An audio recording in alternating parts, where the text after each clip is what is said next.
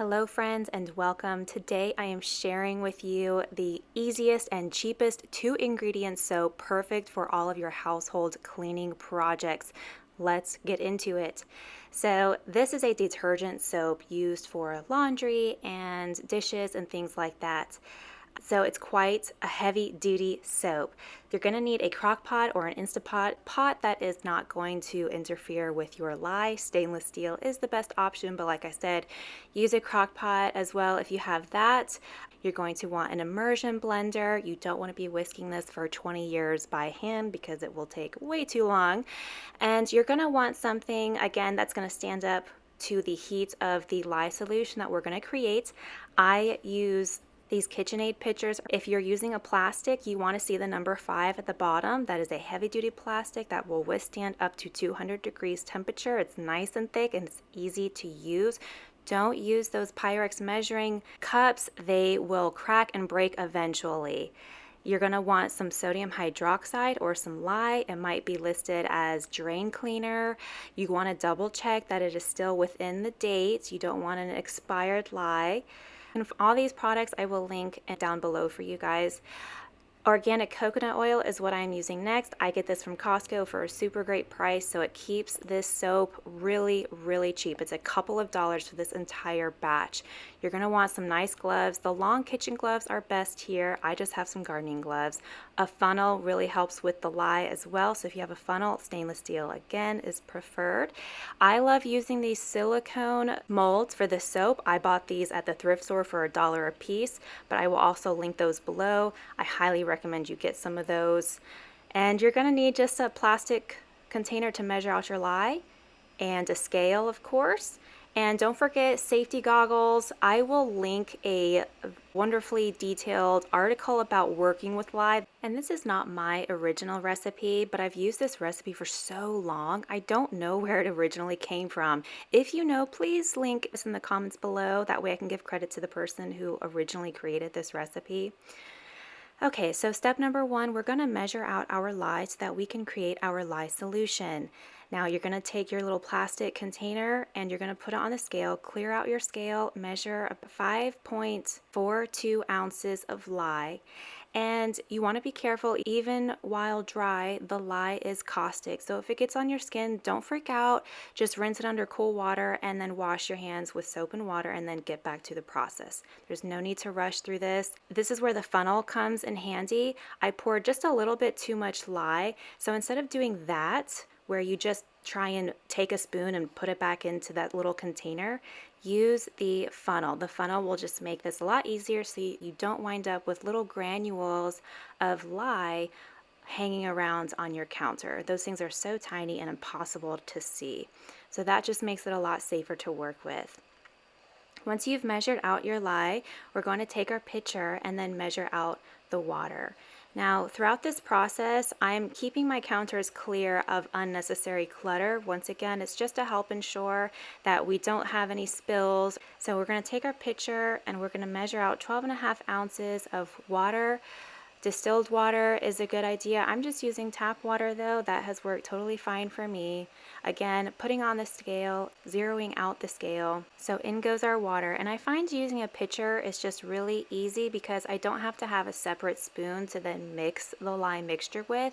I just swirl it straight in this container. It saves me dishes and the lye is further away from my skin. So if there does splash a little bit, it stays contained in the pitcher rather than getting onto my skin.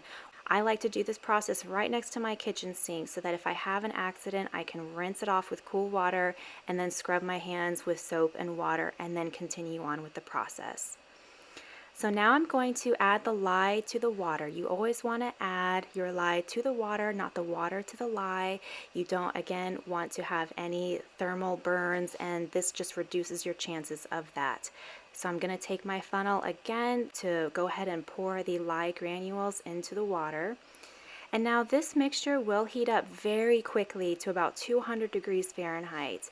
And it'll take anywhere from 30 minutes to an hour and a half to bring it down to the temperature that we need to use it at. So feel free to make this a little bit ahead of time because it will take a few minutes to cool down. And you want to have it in a safe place while it's cooling down. Again, make sure there's no animals that are going to come knocking that pitcher down off your counter, or any children who might think it's just some water. That is a recipe for disaster. So I've added my lye to my water and I'm just giving it a gentle stir, and I'm just going to give it a quick little mix. You don't need to sit there forever doing it.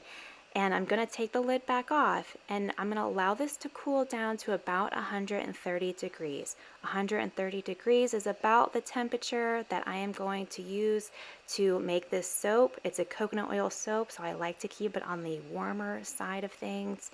And I always try and put this in the sink, in an empty sink, in case you do have an accident and it does bust through whatever container you are using. At least it is contained. And make sure that you have some sort of ventilation as well, because for the first few minutes you will see some fumes coming up. So just make sure you've got a fan going, or some ventilation of some sort. So you can see immediately within just a minute of pouring those together, it's reaching up to 200 degrees Fahrenheit. I'm just going to give it one last little swirl, and I'm going to keep this out of the way. If it is really hot where you're working, it might take a little bit longer, so just keep that in mind as well. And this is what it looks like when I'm keeping it out of the way. Next, we're going to go ahead and melt our oil. So this is super easy because we only have one oil to melt, and that is the coconut oil, 32 ounces. So we're going to measure that out directly into our pot, and we're going to bring that up to 130 degrees. So you can use an Instant Pot, you can use the crock pot, you can use it on the stove. Just make sure that whatever you are putting this in, that it's not going to react with the lye solution once you put your lye in there. So stainless steel is really nice. Now, I've gotten the question before of, do I use these pots for food? And the answer is yes, because number one, it's cost effective. I don't have to go out and buy a whole nother Instant Pot just to make soap. That said, you want to follow a few key rules here to make sure that you're properly sanitizing your equipment. So I always make sure to sanitize all of my equipment, and again, making sure that it's not going to react with that lye is really important. I hand wash everything thoroughly, and then I sanitize it in the dishwasher afterwards. So taking those proper steps will ensure that you can safely use this with food again. Now that I've measured out my coconut oil, I'm going to turn the Instant Pot on to the slow cook high. You know, I don't even set the timer on this because I'm right here next to the pot, or a sous vide. Even if you have the sous vide option, you can use the sous vide option to set it to 130 degrees. I know that I have seen other recipes that are 100% coconut oil say to bring them down to 100 degrees. I, however, find more success by bringing it up to around 130 degrees. This is because we don't want it too cool that we're going to reach a false trace and not properly saponify, if you will, the coconut oil. You want every little bit of that oil turned into soap. Otherwise, you're reaching a false trace. But you also don't want it too hot that you're going to have a literal volcano on your hands once you pour your soap into your molds.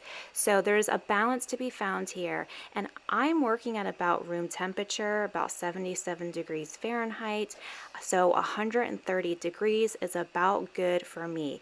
And you want to make sure as well that when you pour your lye solution into your oil, that they're within about 10 degrees of each other. That is just going to help ensure everything gets properly emulsified and saponified as well. So I got this oil a little bit too warm. That always seems to happen, but it's, again, always better to err on the side of caution with coconut oil. Coconut oil has a higher melting point than, like, say, an olive oil. So you definitely want to make sure every little bit, every little molecule is completely melted. And you will notice that the oil is completely clear. You should not see any cloudiness in your oil, otherwise it hasn't been properly melted. So after about 30 minutes, this is where we're looking. 145 degrees is where we're at. So it's definitely cooling down. So now we're about 136 on our lye solution and 137 on our coconut oil. That's fine for me. I need to hurry up and hustle with this. I have other things I need to just get on with my day, and that's perfectly fine. So you can see the oil is still very clear, no murky, no cloudy spots at all.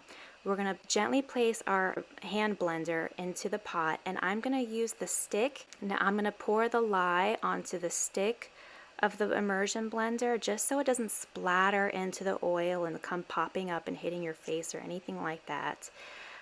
Just gently and slowly. Usually I make a double batch recipe. For this video I just made a single batch, which is about 3 pounds of soap. However, I do find it easier to make a double batch because you can see here the immersion blender is just not that deep in the mixture here. That's going to mean that you have to be extra careful with how you're holding the immersion blender. You don't want to be tilting it on its side and then you have some hot oil spatter up on you. So actually when I make soap, I really try and do a nice big double batch, like 6 pounds of soap. That way that Instant Pot is completely full and that immersion blender is deep enough that it's not going to splatter anything back onto you. So I've got this on a medium and I'm running this for about 5 to 10 minutes, about every 30 seconds stopping it and just giving it a swirl, and then repeat, stopping it, give it a swirl, and then let it go for another 30 seconds or so. This will take a couple of minutes. You want to make sure that you're getting everything in there, so constantly swirling it around gently just to make sure everything, all the oil is getting emulsified in there with that lye solution. We're looking for a trace that is going to give us a pudding type consistency.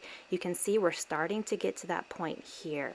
Just keep on going. Again, with coconut oil, I like to err on the side of caution and go a little bit longer than I think I would need just to make sure everything's thoroughly emulsified together. And in about 5 or 10 minutes, this is the consistency you're going to have. It's like a thick pudding consistency. You can see when I move the spatula around that it leaves the shape behind. That's what we're looking for. Take your chosen mold here, nice and clean mold, and pour into your molds. And I'm choosing this because I want 3 smaller sized bars, but you can put this whole recipe into one of those bread loaves pans. That will fit as well. And we're gonna let this sit for about 24 to 48 hours before we take it out of the mold and cut it.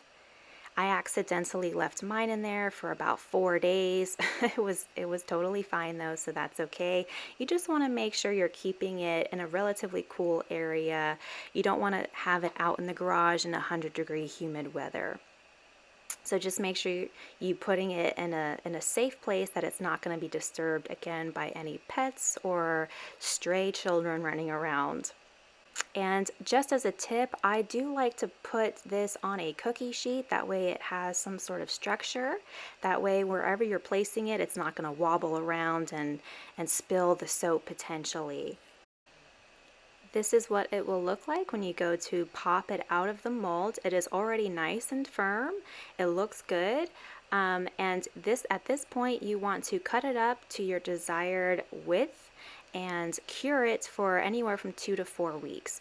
I want to have nice thick chunks because I'm going to be using this as a dish soap. You can cut it however thin or thick you want. I will also link a recipe for how to turn this into detergent as well. This is such an effective soap to use in your household, and you can rest assured that it's safe and natural and not filled up with a bunch of chemicals. I hope you all enjoyed that video. Let me know in the comments below if you try it out. I'll see you guys next time.